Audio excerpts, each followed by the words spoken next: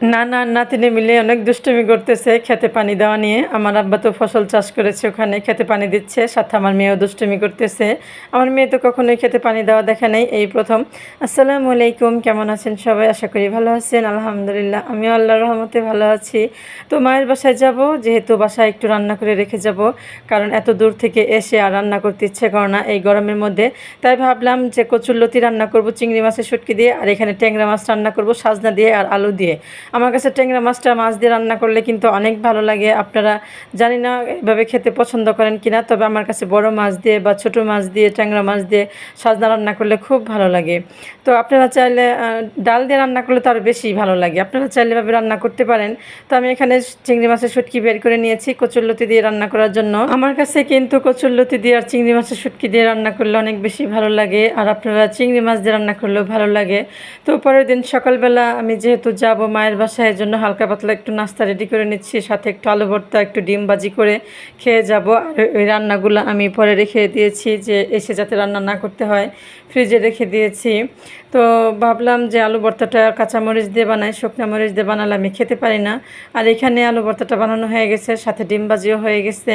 আর এখানে আমি প্রতিদিনের সকালবেলা একটা নাস্তা, ডিম না খেলে আমার ভালোই লাগে না। তো যাই হোক, হালকা পাতলা একটু নাস্তা খেয়ে আল্লাহর নাম নিয়ে রওনা দিলাম মায়ের বাড়ি যাওয়ার উদ্দেশ্যে। তো যাই হোক, রাস্তাঘাট মোটামুটি ফাঁকাই ছিল যাওয়ার সময়, কিন্তু আসার সময় যে কী হবে আল্লাহই ভালো জানে। তো যাই হোক, ভালো মতোই পৌঁছাইতে পারছি। রাস্তাঘাট আর কি দেখতেই পাচ্ছেন আপনারা, তেমন একটা জ্যাম ছিল না। তো মায়ের বাসায় এসে দেখি মা সব রান্নাবাড়া কমপ্লিট করে নিয়েছে, আর এইদিকে আমার মেয়ে তার নানার সাথে দুষ্টুমি করতেছে খেতে পানি দেওয়া নিয়ে। তো আমি হাঁটতে হাঁটতে গেলাম আব্বার কাছে দেখার জন্য যে খেতে কীরকম পরিমাণ শাক হয়েছে। খুবই সুন্দর, মাশাল্লাহ, অনেক সুন্দর মানে শাক হয়েছে, সাজনাও হয়েছিল অনেক। আমি ঘুরে ঘুরে দেখতেছিলাম কি কি শাক নেওয়া যায়, আর এখানে অনেক বাঁধাকপিও আছে। বাঁধাকপি নেব না এখন, বাঁধাকপি খেতে ভালো লাগে না। তো আপনাদের ভাইয়া বলতেছিল নিয়ে যাওয়ার জন্য, আমি বলছি যে না, এখন খেতে পারবো না, ভালো লাগবে না। তো অনেকেই মার বাসায় এসে এগুলো নিয়ে যায়, জন্য মা রেখে দিয়েছে। আমার মারও খেতে ভালো লাগে না, এখন তো সিজন শেষ হয়ে গেলে কোনো কিছুই ভালো লাগে না। তো বাসায় চলে আসছি, রাস্তাঘাট অনেক জ্যাম ছিল, সম্পূর্ণ ভিডিও করতে পারি নাই। আর যেরকম পরিমাণে গরম পড়ছে, মানে ভিডিও করার এনার্জি ছিল না। তো বাসায় আসছি, একটু রেস্ট নিয়ে আমি শাক রান্না করতেছি তারপরের দিন সকালবেলা। তো কী রান্না করব, যেগুলো রান্না করে গেছিলাম ওগুলো তো এসে আমরা সবাই খাওয়া দাওয়া করে নিয়েছি।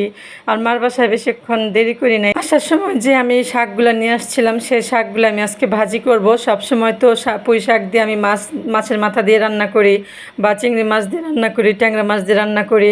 এজন্য ভাবলাম যে আজকে একটু ভাজি খাই, ভাজিটা খেতে ইচ্ছে করতেছে, অনেক দিন ধরে ভাজি দিয়ে খাই না। পুঁই শাক ভাজি খেতে ভালোই লাগে আমার কাছে। তো ভাবলাম যে আজকে ভাজি করি। তো আমি পেট ভরে পুঁই শাক দিয়ে ভাত খেয়েছি, খুবই মজা হয়েছিল। তো ভিডিওটা আর বড় করব না, আমার ভিডিওটা কেমন লাগলো অবশ্যই কিন্তু কমেন্টস করে জানাবেন। আজকের মতো এই পর্যন্তই, আল্লাহ হাফেজ।